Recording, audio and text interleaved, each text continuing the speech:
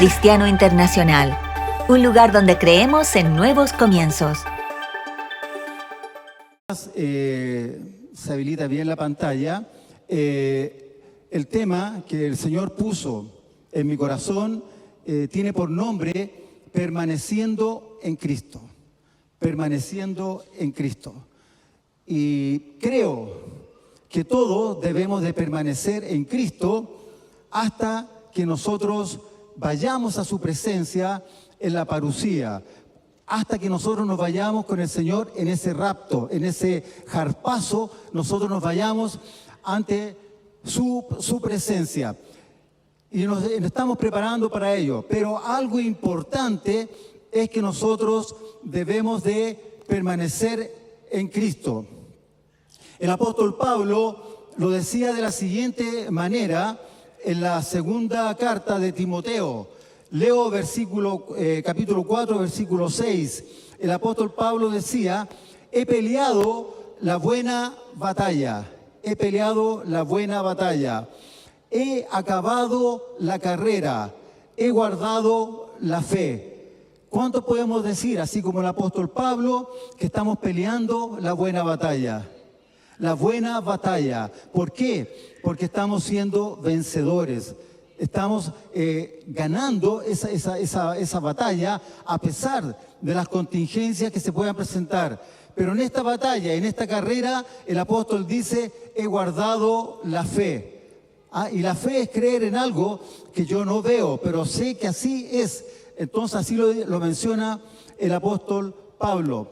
Por lo demás, dice después: me está guardada la corona de justicia, la cual me dará el Señor, juez justo, en aquel día, y no solo a mí, sino también a todos los que aman su venida. Esto lo escribió el apóstol Pablo hace mucho tiempo. Gracias, hermano. Lo escribió hace mucho tiempo, pero él dice que él ha peleado la buena batalla. Dice que ha acabado la carrera. Yo podría decir que el apóstol Pablo permaneció esperando en Cristo. Pero no es solamente permanecer porque sí. No solamente permanecer y que no hay un premio, un galardón, sino que él lo dice de manera clara: en aquel día, dice el apóstol Pablo, y no solo a mí, y ahí nos incluimos nosotros, sino que a todos los que aman su venida, nos dará la corona de justicia. Amén. ¿Creen esa palabra? Lo dice ahí la Escritura, permaneciendo en Cristo.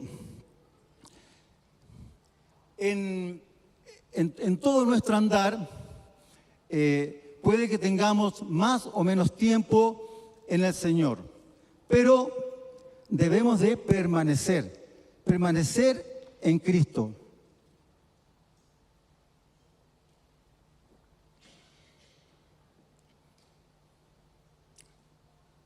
Se lee, ¿cierto? Bueno, Juan 15:5, quiero comenzar con este versículo, aunque ya mencioné uno. Dice en esta versión, la versión que aparece ahí como BAD, Biblia al día, dice, esto lo dice el Señor Jesucristo: yo soy la vid y vosotros las ramas. Otra versión dice los pámpanos, pero me gustó esta versión: yo soy la vid y vosotros las ramas. Es decir que si lo miramos entre nosotros somos ramas y que estamos conectados a esa vid. Somos ramas. Vosotros sois las ramas. El que permanece en mí, como yo en él, dará mucho fruto. Por eso le hablaba de la importancia del permanecer en Cristo. El que permanece en mí, como yo en él, como Cristo en nosotros, dice, dará mucho fruto. Entonces, una tremenda declaración que hace el Señor Jesucristo.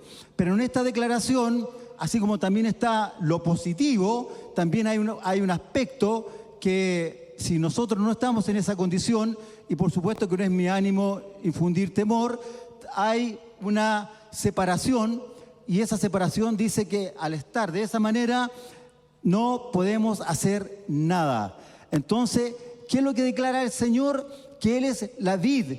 Yo soy la vid y nosotros somos las ramas. El que permanece en mí, como yo en Él, dará mucho fruto. Eso lo dice el Señor y así es, así será. Si yo permanezco en Él, yo voy a dar mucho fruto. Entonces vamos a ver cómo permanecemos en Él para dar mucho fruto. Y eso va desde el tiempo que uno tiene un poco tiempo de conocer al Señor o quizás lleve ya más años. Pero separados de mí no podéis hacer nada. No podemos hacer nada. Al estar con Cristo, todo lo podemos realizar. Pero el estar con Cristo no significa decirlo solamente de aquí hacia afuera, sino que conlleva una serie de experiencias, de vivencias, que tampoco son complejas ni gravosas, porque el Señor dice que su carga es liviana, que su carga es ligera, y sabemos que la podemos sobrellevar. Y yo anoté algunos enemigos que hay que atentan contra el permanecer, que atentan para que nosotros no permanezcamos en Cristo y que obviamente están en la Biblia y que nosotros debemos de poner cuidado, de poner atención por si estamos cerca de eso o cayendo en eso. Hay muchos enemigos. El principal enemigo es, todos lo sabemos, es el diablo, que el Señor lo reprenda. Pero hay enemigos, por ponerle nombres, situaciones, instancias, vivencias que atentan para que nosotros no permanezcamos en Cristo. Veamos, un enemigo es la división. Si hay división, no permanecemos. Segundo, contienda. Los menciono porque voy a hablar un poquito más de cada uno de ellos. Tercero, desacuerdo, conflicto, discordancia. Esto es contrario a la armonía. Lo que es un desacuerdo, conflicto, discordancia, contrario a la armonía de parte del Señor. Son enemigos de la permanencia. También los deseos de la carne. Y yo puse acá, debemos andar en el Espíritu. Hay deseos de la carne. Yo creo que todos entienden cuando hablamos de los deseos de la carne, ¿cierto? Los deseos de la carne, los deseos del hombre viejo, entre comillas, no de edad, sino que de la naturaleza antigua. Esos deseos de la carne, también atentan, y por lo tanto nosotros debemos de andar en el Espíritu, no espirituado ni así como místico, sino que como el Señor nos enseña. También otra cosa que atenta contra la permanencia es el sueño, el cansancio en algunas instancias. No implica que no tengamos que dormir, no tengamos que descansar, pero hay instancias en que el sueño va a afectar, lo mismo el cansancio. La desobediencia a sus mandamientos también es otro enemigo de la permanencia. Y por último, la falta de amor. Como le digo, hay más enemigos, pero quiero mencionar estos conforme a la palabra de Dios. División. El Evangelio en Marcos 3:24, Marcos 3:25 dice: si un reino está dividido contra sí mismo, ese reino no puede perdurar. Por lo tanto, ese reino, si está dividido, no va a permanecer. Cuando el reino está dividido. Cuando hablamos de un reino, estamos hablando de algo más macro, más grande. Podemos hablar de un país, podemos hablar de un gobierno, pero cuando ese reino está dividido no puede perdurar, se va a acabar. Si una casa, si lo llevamos ahora a algo más, el reino, el gobierno, obviamente nos afecta a todos, Pero si lo llevamos, lo bajamos a algo mucho más cercano, que es nuestra casa, que es nuestra familia, dice que si esta está dividida contra sí misma, esa casa no podrá permanecer. Entonces, nuestro hogar no puede estar dividido. En nuestro hogar no debieran haber divisiones. Y si las hay que buscar el camino, la respuesta, el consejo, la administración de la palabra de Dios para salir de esa situación. No significa que ya no hay vuelta, no, por el contrario, pero es algo que atenta a un nivel general, como reino, como gobierno, como país, o a un nivel ya mucho más local, lo que es nuestra familia, lo que es nuestro hogar, y creo que a cada uno de nosotros nos interesa nuestra familia. Nos interesa que esa familia esté bien, y que esté bien no solamente en la economía, no solamente en la salud, sino que, y otras cosas más, sino que esa familia esté ordenada, esté en armonía, esté en unidad con respecto a Dios. Y si Dios está en medio de esa familia, las cosas son muy, muy diferentes y obviamente son favorables. También, hablando de lo mismo, de la división, dice 1 Corintios el apóstol Pablo: os ruego pues, hermanos, por el nombre de nuestro Señor Jesucristo, que habléis todos una misma cosa. Que todos hablen una misma cosa, y que no haya entre vosotros divisiones, sino que estemos perfectamente unidos en una misma mente y en un mismo parecer. Entonces, el apóstol Pablo, escribiendo estas palabras hace tantos años atrás, más de 2000 años, las estaba diciendo y estaban quedando establecidas para que nosotros en este tiempo las pudiéramos ver, porque esas situaciones, esas divisiones se estaban dando en la iglesia, en este caso en Corinto.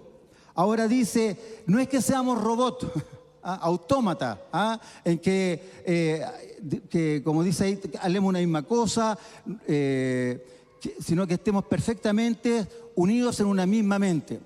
Cuando hablamos de estar unidos en una misma mente, no es la mente de él o de aquel otro o de aquella otra persona muy conocida, muy famosa, sino que estemos en la misma mente, en una misma mente que es la mente de Cristo. En la mente de Cristo. Y la Biblia dice que nosotros, los que hemos nacido de nuevo, tenemos la mente de Cristo. Nosotros tenemos la mente de Cristo. ¿Se imaginan eso, hermano? Cuando uno lo menciona, lo habla, lo lee en la Biblia, así como rápidamente, quizás uno le pierde un poquito el sentido, la profundidad a esa palabra. Nosotros conocemos cómo es nuestra mente, qué hay en nuestra mente, y quizás no del todo, pero sí la conocemos. Pero aquí habla de tener la misma mente, y si tenemos la misma mente, el mismo sentir de Cristo, es otra historia. Es otra cosa tener la mente de Cristo, pero la tenemos en nosotros. Después dice, porque he sido informado, dice el apóstol, acerca de vosotros, de esa iglesia, hermanos míos, por los de Cloé, que hay entre vosotros contiendas. ¿Qué tipo de contiendas? Dice, quiero decir que cada uno de vosotros dice, yo soy de Pablo, el perito arquitecto, yo soy de Pablo, y lo está diciendo Pablo, yo soy de Apolos, yo soy de Cefas, es decir, yo soy de Pedro, y yo de Cristo. Entonces el apóstol les dice, ¿acaso está dividido Cristo? ¿Fue crucificado Pablo por vosotros o fuisteis bautizados en el nombre de Pablo? De ninguna manera. Cristo, Él es el todo en nosotros. Él es el todo en nuestra vida. Pero habían divisiones, habían inclinaciones de distintas formas, de distintas maneras. Por eso el apóstol Pablo, el primer versículo que yo les leía, decía que fuéramos que hablemos todos una misma cosa, que no hubieran divisiones, sino que estuviéramos perfectamente unidos en una misma mente y en un mismo parecer. Y eso solo se hace teniendo a Cristo en nuestro corazón, permaneciendo en Cristo, permaneciendo en la intimidad, en la búsqueda, en el estudio, en el testimonio, en la vivencia de la palabra de Dios. Contienda. Y ahora me voy al primer libro, al libro de Génesis. Génesis 13, 7. Dice, hubo pues contienda, otra versión dice riña, una contienda, riña, podríamos decir pelea, entre los pastores del ganado de Abraham y los pastores del ganado de Lot. Y el cananeo y el fereceo habitaban entonces en aquella tierra. Y Abraham dijo a Lot, Abraham le dice a Lot, que si no me equivoco era su sobrino que iba con él, que él lo había llevado. Abraham le dice a Lot, te ruego que no haya contienda entre nosotros, ni entre mis pastores y tus pastores, porque somos hermanos. Otra versión dice que son parientes. Entonces le dice que no haya contienda. ¿Por qué había pelea? ¿Por qué había contienda entre los pastores, entre los siervos de Lot y los siervos de Abraham? ¿Por qué había contienda? ¿Por qué habían esas diferencias, esas peleas? Por una razón, porque la tierra no era suficiente para que habitasen juntos.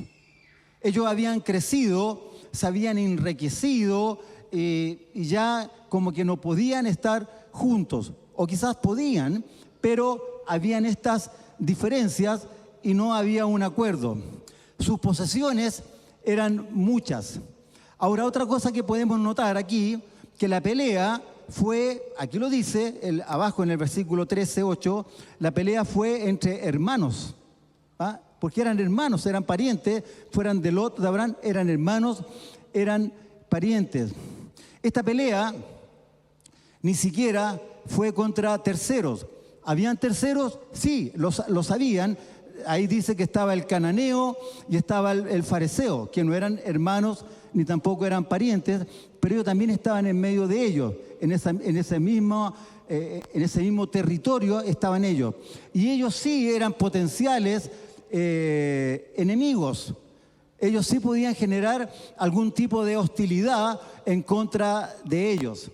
Pero la disputa, y eso es lo que dice la Escritura, era entre ellos, era entre hermanos. Entonces, ¿por qué menciono esto? ¿Por qué? Porque uno puede esperar que hayan situaciones externas y que nos generen problemas, quizás alguna discusión, diferencia, que sin lugar a duda así es. Pero no se espera que sean internas las contiendas, que sean entre los hermanos y que sean entre los parientes, que las contiendas sean entre los hermanos de la iglesia y quizás no contra un adversario externo. Entonces, ahí hay una advertencia. Ahora, ¿cómo lo hace Abraham? Abraham, él llevó a Lot con él. Él lo llevó consigo. Abraham podría haber dicho de manera autoritaria, podría haberle dicho a Lot, bueno Lot, yo te traje conmigo, porque tú habías quedado en una situación bastante incómoda y yo te traje conmigo. Por lo tanto, dadas estas circunstancias, hasta aquí nomás llegan las contiendas. Tú te sujetas bajo mi autoridad. Y esos siervos más contenciosos que tú tienes de parte tuya, esos siervos contenciosos inmediatamente se van. Se acabó. Y se acabó la contienda, se acabó la pelea, y yo soy el patriarca, sin lugar a dudas sí lo era, yo soy el jefe, yo soy la autoridad. Gústele a quien le guste. Eso así es. Pero fue esa la respuesta de Abraham. Ayúdeme. No, no fue esa la respuesta de Abraham. Entonces yo me imagino a un Abraham, no me lo imagino débil de carácter, de ninguna manera, o un hombre que cualquiera puede hacer lo que quisiera con él. No me lo imagino de esa manera a Abraham, pero sí lo veo con un corazón tierno, con un corazón como del Padre, como de Dios. Entonces él ahí les dice que no hayan estas contiendas entre nosotros ni entre pastores.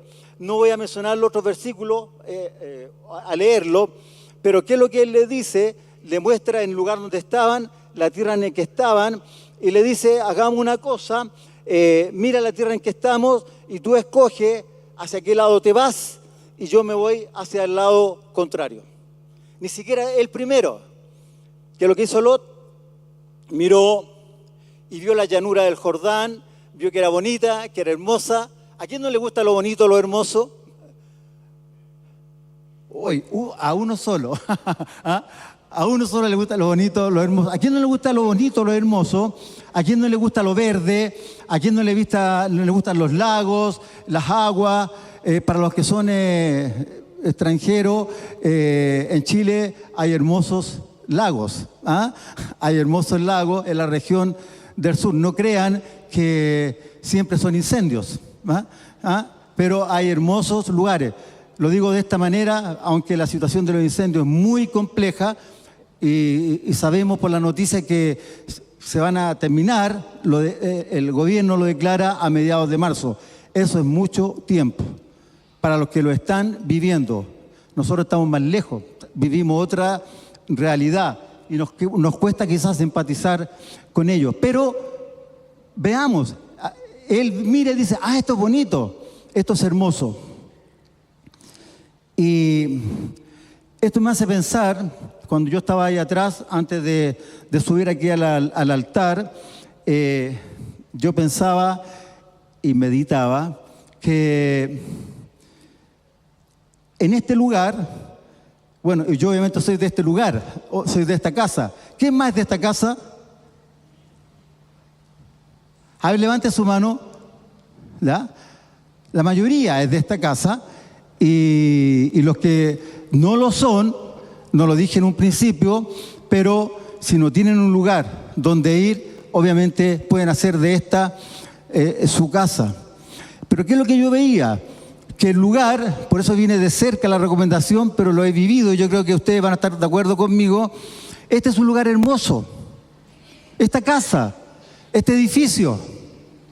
No fue así siempre, hermano. Hubo un camino, años de recorrido.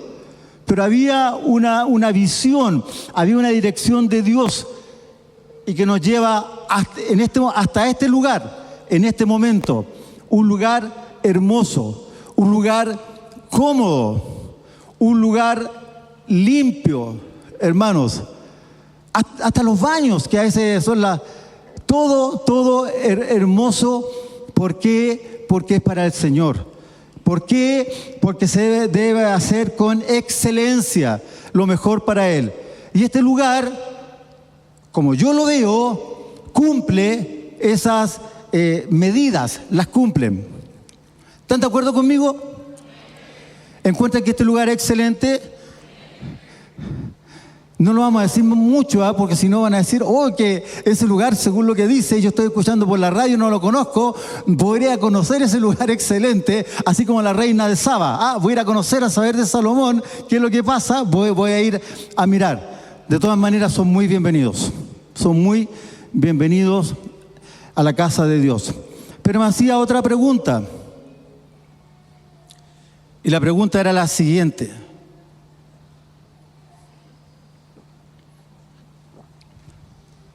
Si este lugar es excelente, agradable, me siento cómodo. ¿Hay aire acondicionado, hermano? Afuera hace mucho calor todavía. Todos estos días ha hecho mucho calor. Estamos en verano en todo caso, así que no es invierno, pero hace mucho calor. Pero acá es fresco, es agradable. Entonces la pregunta es, así como es este lugar, lo pongo como un ejemplo, nuestra vida es también así, excelente. Nuestra vida también es limpia, lucimos hermoso, a ver, no digo hermoso, siempre se dice así, que sean de cierta estatura, de cierto color de piel, color de ojos, etc. No, me refiero hermoso. Dice que, como lo dice la Escritura, el corazón alegre hermosea el rostro. Tenemos esa hermosura, tenemos esa excelencia, la tenemos en nosotros así como está. Entonces, que se dé esa instancia de que esa excelencia, porque esa excelencia tiene que estar en nuestras vidas. Debemos querer estar limpios, hermano. Porque si yo pongo aquí yo tiro un papel ahí al medio, ¿qué creen que va a pasar? Lo tiro ahí cerca de Javier, el hermano que a los que vienen, los trae en bus, el hermano Javier. Entonces, ¿qué cree que va a pasar? Alguien va a ir a recoger al tiro ese papel, ¿sí o no? Al tiro, para que esté limpio. Entonces, con nosotros, con nuestra vida, de la misma manera. Hay algo que nos ensucia, que no se ve bien, sacarlo inmediatamente. Permanezcamos en Cristo. Ahora ellos escogieron eso, se fueron de esa manera. Pero ¿cuál era el problema? Que la elección de Lot fue por su mirada, fue por sus ojos. Y no sé si alguien le aconsejaba, al lado, deben haber algunos, mira Lot por ahí, yo creo que es mejor, mira que se ve bonito, mira esos árboles allá, son súper altos, podemos instalar una carpa, una tienda, no sé, estoy imaginando, pero se fueron hacia. Pero ¿qué pasaba? Que si siguieron extendiendo sus tiendas, siguieron hacia acá, me vine para acá, hermano, para allá va Abraham, pero eso no se preocupen, me vine para acá, llegaron acá a las tiendas y aquí decía Sodoma, Gomorra. Y ellos eran malos, no eran buenos, malos pecadores con respecto a Dios. Y ustedes saben lo que les pasó a ellos. Entonces, hermano, tenemos que tener sabiduría para saber escoger, saber elegir. Hay un dicho popular, no es bíblico, pero no todo lo que brilla es oro, no todo lo que brilla es oro. Entonces, ahí tenemos que ser pilas, así atentos para saber escoger. En cambio, Abraham se quedó en el otro lugar, que quizás no era así de esa manera, pero ahí fue bendecido y él estaba en la voluntad de Dios. El punto es estar en la voluntad de Dios. No significa que yo voy a estar viviendo aquí puras pellejerías y allá tengo todo lo hermoso. No, aquí, porque aquí, no, así sufrido. No, de ninguna manera, sino que fue la experiencia, pero lo que nosotros debemos es de estar en la voluntad de Dios. Y para eso hay que consultarle a Dios, hay que orar a Dios, para que se dé esa instancia. Acá yo puse en desacuerdo, pero, o desequilibrio podría ser también, pero es lo contrario de lo que menciona este versículo, que es el Salmo 133. El Salmo 133. ¿Cuántos versículos tiene el Salmo 133? Para que me ayuden, para que conversemos. ¿Cuántos versículos tiene el Salmo 133? 3, hermano. Es súper cortito, o sea, ahí está todo el Salmo. Es súper corto, el Salmo 133. Y dice, y yo creo que muchos lo sabemos, quizás hasta de memoria, pero dice, mirad cuán bueno y cuán delicioso es habitar los hermanos juntos y en armonía. Nosotros nos decimos que somos hermanos en Cristo, ¿correcto? Hermanos en Cristo. ¿Por qué hermanos en Cristo? Porque tenemos un mismo Padre. Nuestro Padre es Dios. Por cuanto a todos los que le recibieron, a los que creen en su nombre, dice Juan 1:12, les dio el derecho de ser llamados, o les dio la potestad de ser llamados hijos de Dios. Somos hermanos en en Cristo. Y aquí dice, mirad cuán bueno y cuán delicioso es habitar los hermanos juntos y en armonía. Hermano, para ti es delicioso habitar de esa manera, estar juntos, estar en armonía. No somos todos iguales, pero vivimos en esa armonía. Y aquí lo dice, mirad cuán bueno y cuán delicioso es. No lo está diciendo de una manera así como simple, lo dice como con alegría, mostrando esta realidad. Cuán bueno y cuán delicioso, hermano, es habitar los hermanos juntos en armonía. Y después agrega, para reforzar mucho más esta idea, este concepto, es como el buen óleo sobre la cabeza. El buen óleo sobre la cabeza, es aceite sobre la cabeza, el cual desciende sobre la barba de Aarón, y baja hasta el borde de sus vestiduras, es decir, lo cubre todo.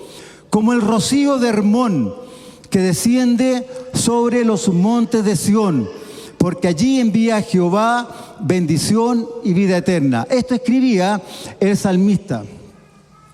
Entonces, aquí podemos notar algunas cosas. Por ejemplo, este salmo puede referirse a una familia. Se puede referir a una familia, ¿cierto? Cuán hermoso, delicioso habitar los hermanos juntos en armonía. ¿Puede ser una familia? Sí, ¿cierto? Sí. Hace calor, hermano, ¿no? Ya, ok.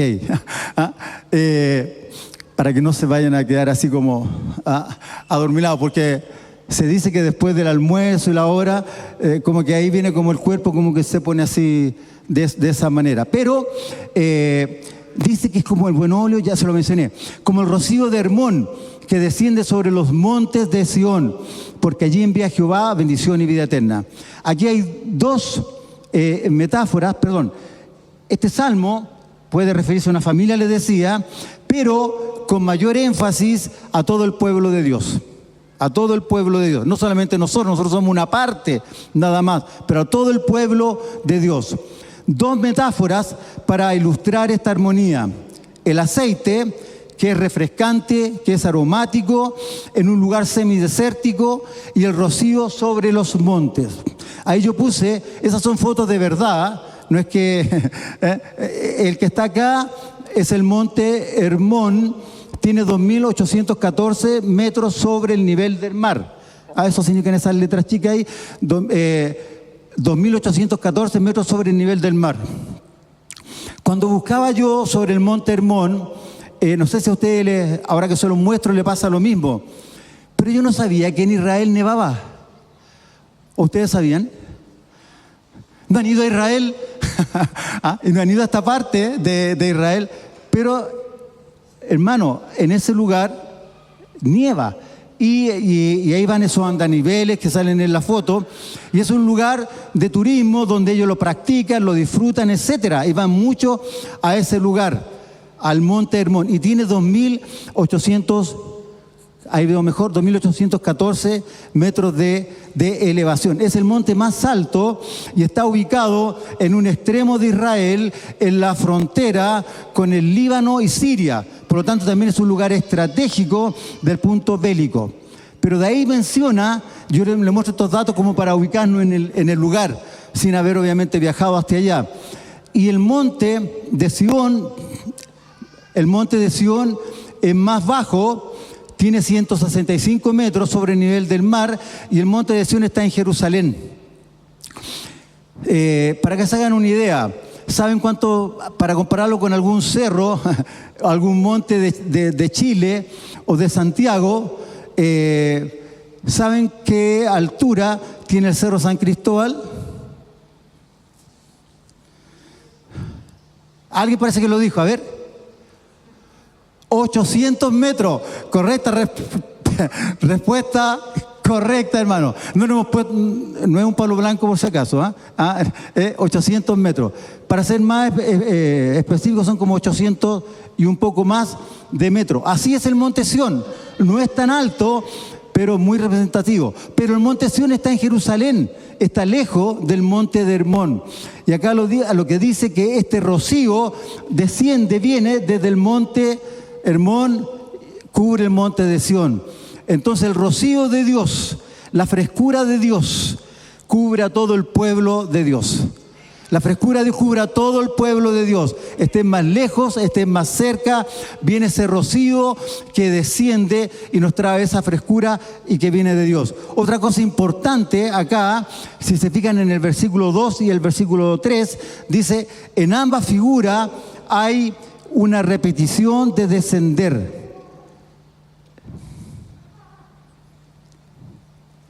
En ambas hay una... Perdón, me pasé.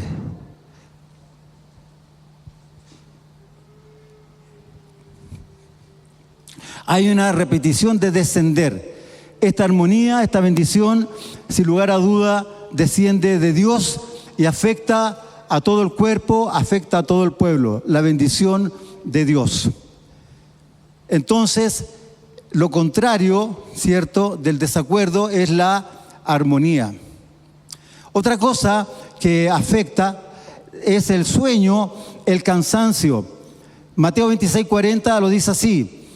Luego el Señor Jesucristo volvió donde estaban los discípulos y los encontró dormidos.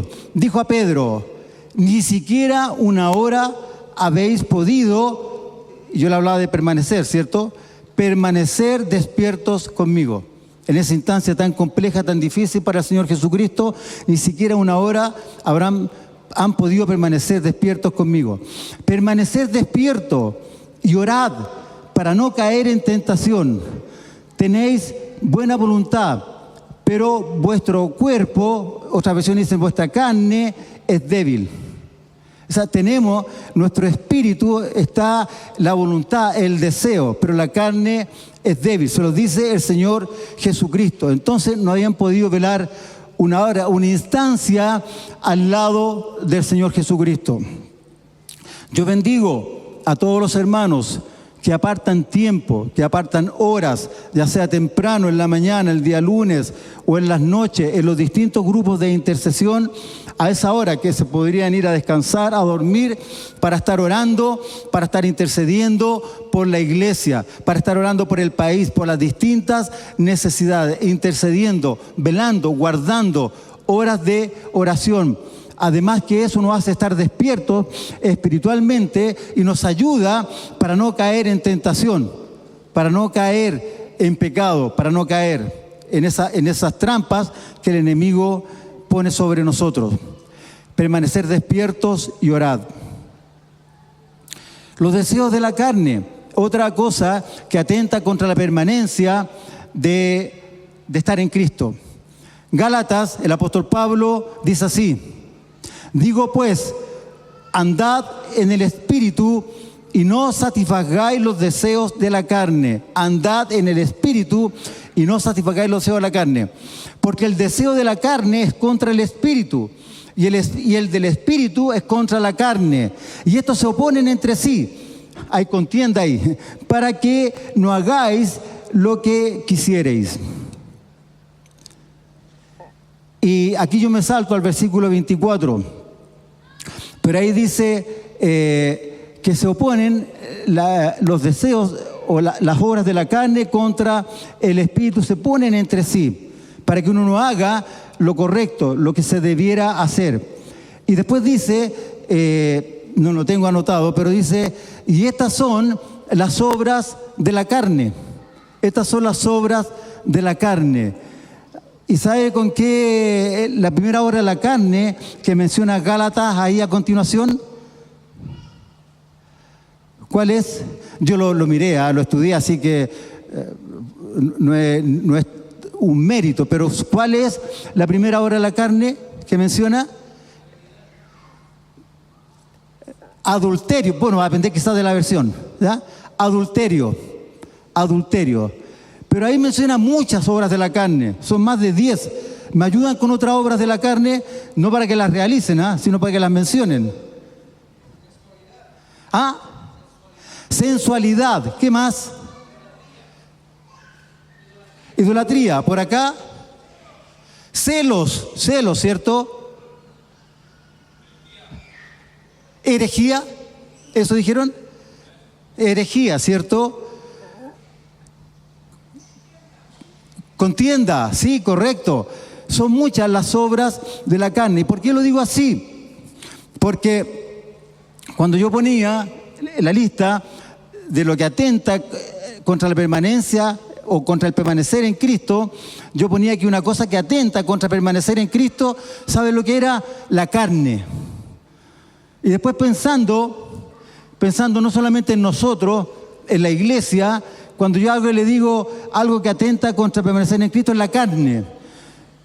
Y el que no es hermano en la fe, o el que es nuevito, yo creo que queda así como la carne. Como la carne, cuando la carne es tan rica, me gusta. ¿Ah? Se hacen unos asados extraordinarios. ¿Ah? Entonces, no, pero habla de las obras de la carne, y yo por eso le decía que ustedes mencionaran algunas. Bueno, rápidamente: adulterio, fornicación, eso es la carne, las obras de la carne, cuando habla de la carne. Inmundicia, lascivia, idolatría, hechicerías, enemistades, pleitos, celos, iras, contiendas, disensiones, herejías, envidias, homicidios, borracheras, orgías. Y no termina la lista ahí, dice: y cosas semejantes a esta, acerca de las cuales os amonesto, como ya los he dicho antes, que los que practican tales cosas no heredarán el reino de Dios. Es decir, no están permaneciendo. Los que practican tales cosas, no es lo mismo que uno caiga en una de esas instancias. Es distinto. La práctica es algo que yo hago de continuo. Usted va a decir: qué bueno, hermano, que me aclara eso. O sea que yo puedo, así como que por aquí pasan un tiempo, unos meses, vuelvo. No. Pero entienden, ¿cierto? ¿Entienden, cierto? ¿Me dicen algo? ¿Me entienden? Amén, hermano, muchas gracias, porque me entienden. Ahora, pero el fruto del Espíritu, ¿cuál les dije que era en esta versión? ¿Cuál era la primera obra de la carne? Adulterio. ¿Saben cuál es el primer fruto del Espíritu? Amor. Miren, o sea, amor versus adulterio. El amor de Dios. Eso, antídoto, no adulterio, inmediatamente. El amor verdadero, el amor de Dios. Amor, gozo, paz, paciencia, benignidad, fe, paciencia, mansedumbre, templanza. Esa templanza que veíamos ahí hace un momento en Abraham. Contra tales cosas no hay ley. Si nosotros estamos viviendo de esa manera, estamos permaneciendo en Cristo. Carencia de fruto, le puse a esto que también afecta la permanencia. ¿Están cansados, hermanos? ¿Está bien? Me van siguiendo, ¿cierto? Amén. Ok, continúo entonces, porque me quedan algunos minutos. O si no, llamo a los hermanos de la alabanza. Y me dicen: fuera. No. Ok. Ya, es para que si alguien está, poderlo traer de nuevo para acá. Bien, entonces Juan 15:1 dice: yo soy la vid verdadera y mi Padre es el labrador. Después dice: toda rama que en mí no da fruto, la corta, pero toda rama que da fruto, la poda para que dé más fruto todavía. Entonces aquí hay varias cositas, si pudiéramos así como empezar a extraer cosas de la palabra de Dios. Bueno, primero Cristo, Él es la vid verdadera, y Dios es el labrador, Él es el que la cuida, el que la cultiva. ¿Quién mejor labrador? Dios. Ahora, toda rama que no da fruto en Cristo, dice que la corta, pero toda rama que da fruto la poda. Aquí hay dos términos, que es cortar y podar. Cortar y podar. ¿Son parecidos o no? Cortar y podar. Quizás aquí hay algunos hermanos que se dedican a la jardinería o están vinculados con esa área por estudios, profesión o otras cosas, ¿ya? O por hobby. Pero no es lo mismo cortar que podar. Miren, esto lo leí, lo busqué, dice: aunque existen muchas fuentes que tratan ambos términos como sinónimos, existe una gran diferencia entre cortar una planta y podar una planta. entre cortar una planta y podar una planta. Acuérdense de que acá está hablando de nosotros, ¿ah? De cortar y podar en nosotros. ¿Ah? Dice, podar significa cortar cuidadosa y correctamente una planta con el fin de que ésta crezca y en condiciones más óptimas. Ese es el podar, no es cortar. Sería como renovar la planta para que crezca mejor. Eso es lo que el Señor quiere hacer con nosotros. Quiere podarnos, no cortarnos, porque después les voy a decir lo que pasa cuando los cortan, pero quiere podarnos para que llevemos más fruto. Eso quiere hacer. Es como renovar la planta para que crezca mejor. Ustedes saben que las plantas no se podan en cualquier tiempo. Hay tiempos para podar. Se dice, estoy hablando del caso de la vid, no soy experto en esto para nada, pero que debiera hacerse al final del invierno y al principio de la primavera. Porque al cortarla obviamente queda más expuesta, puede ser debilitada para el frío, para lo que pueda venir y puede dañar la planta. Entonces todo eso se hace en el tiempo presente. Que el Señor como labrador, Dios como labrador sobre nosotros, que Él nos pode. Que Él nos pode. ¿Ah? Ahora yo puse esa foto, ahí hay alguien que está podando y a uno no lo podan con algo suave, lo cortan con una tijera de metal que la deben conocer, no sé si se alcanza a distinguir, pero ese corte puede doler, ¿ah? Puede doler, pero es necesario. A ver, un ejemplo.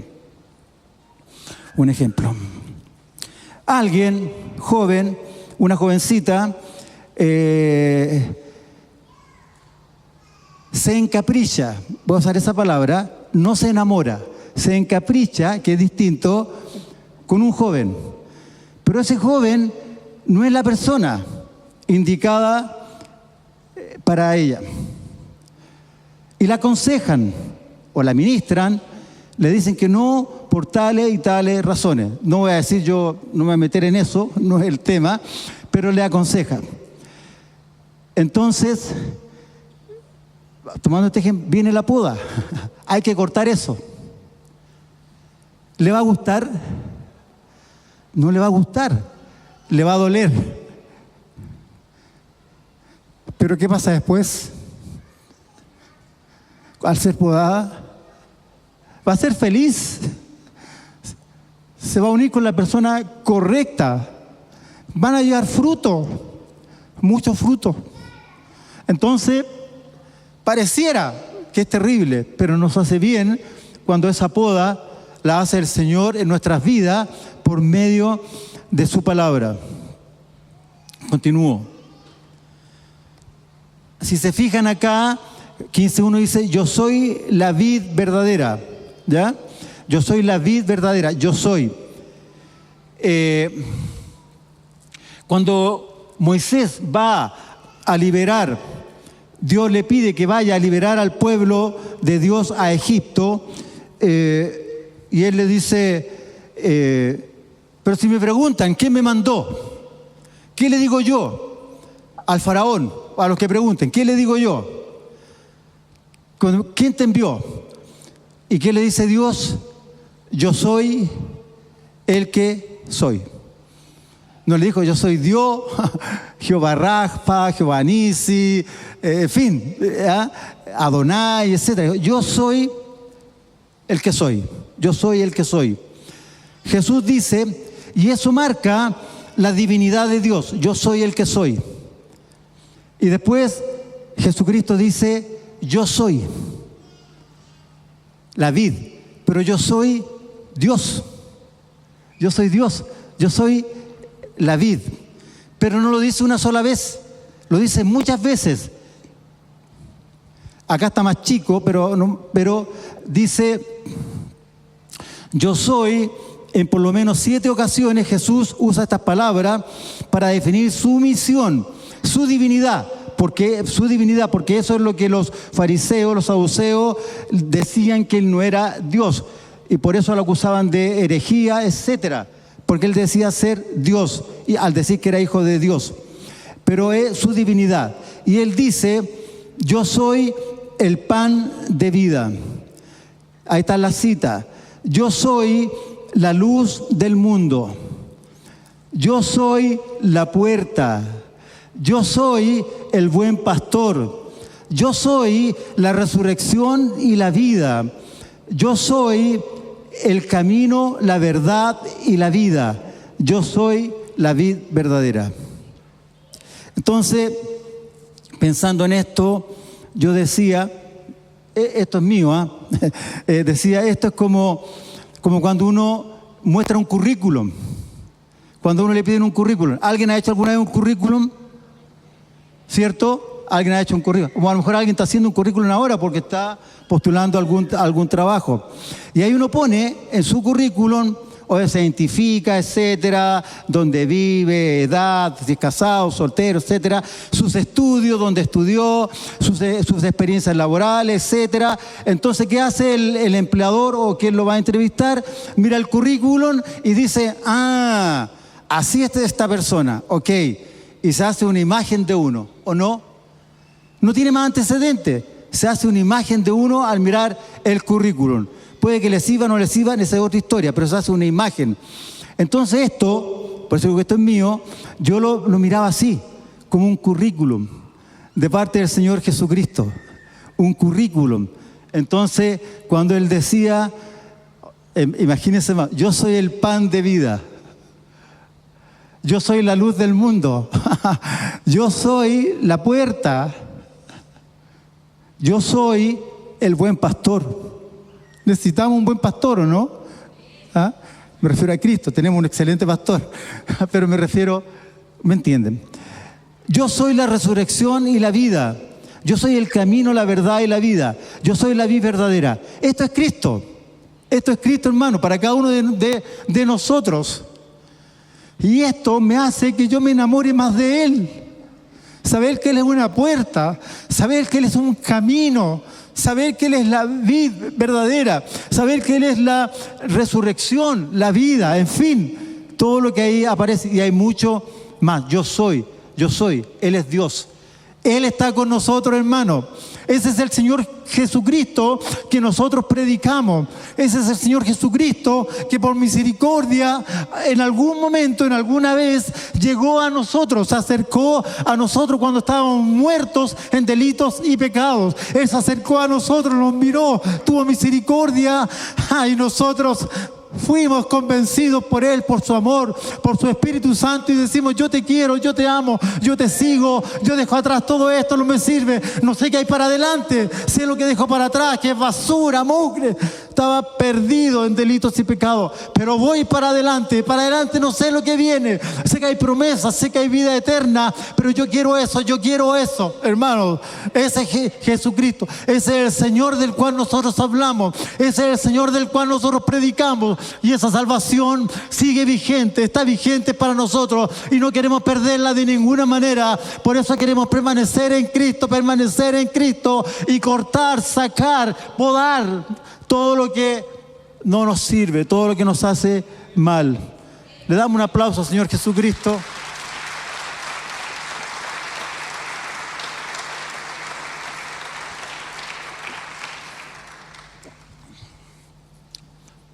Ya estoy casi terminando, así que los hermanos adoradores de la once pueden pasar.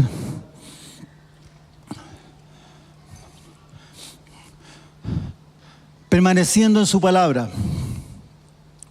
Juan 15:4 dice, permaneced en mí y yo permaneceré en vosotros.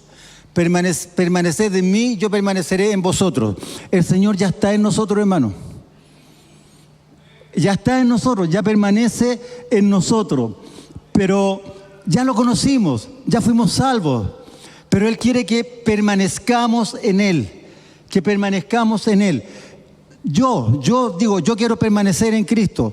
En mi decisión, yo quiero permanecer en Él. Y si yo tomo esa decisión, dice que Él permanecerá en nosotros. Nos da esa libertad. Yo quiero permanecer en Cristo y Él permanece en nosotros. Así como ninguna rama puede dar fruto por sí misma, sino que tiene que permanecer en la vid, así tampoco vosotros podéis dar fruto si no permanecéis en mí.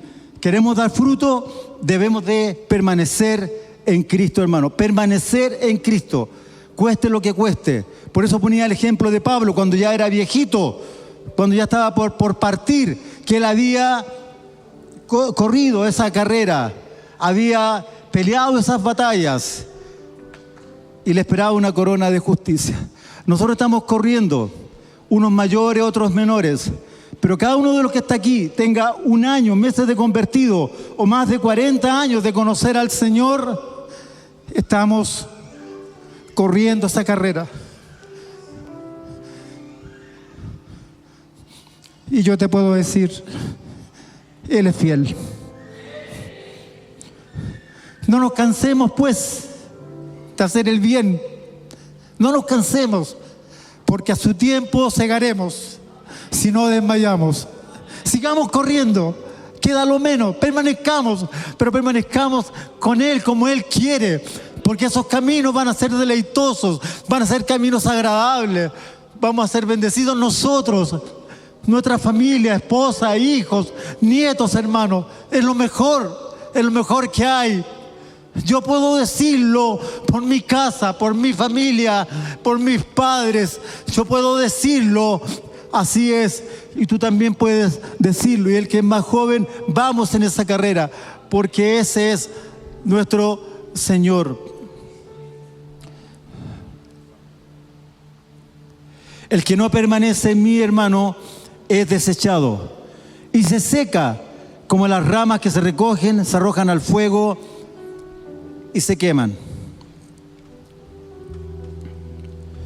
Si permanecéis en mí y mis palabras permanecen en vosotros, pedid lo que queráis y se os concederá. La versión Biblia al día. Pero ¿qué tenemos que hacer? Permanecer en Él. Que sus palabras, la palabra de Dios, permanezca en nosotros. Y hay bendición, hay promesa. Pidan lo que quieran y se os concederá. No es que pedimos lo que queremos sin tener esto otro. Y a veces quizás no tenemos respuesta. Pero si nosotros permanecemos en Él y las palabras de Él permanecen en nosotros. El libro de Hechos 1:1, el escritor del libro de Hechos dice algo así como que en el primer tratado, oh Teófilo, escribí las cosas que el Señor Jesús comenzó a hacer y enseñar. Eso dice el autor. Las cosas que él escribió, las cosas que él comenzó a hacer y enseñar. Ese es Cristo. Él hacía y enseñaba.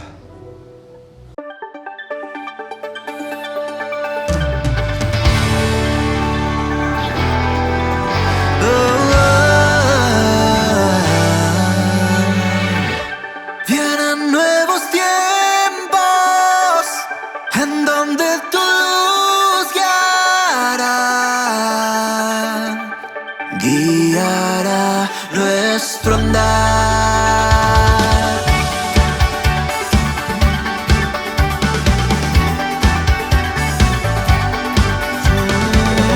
Creemos en lo que harás aquí, los nuevos comienzos a vivir. Centro Cristiano Internacional, un lugar donde creemos en nuevos comienzos.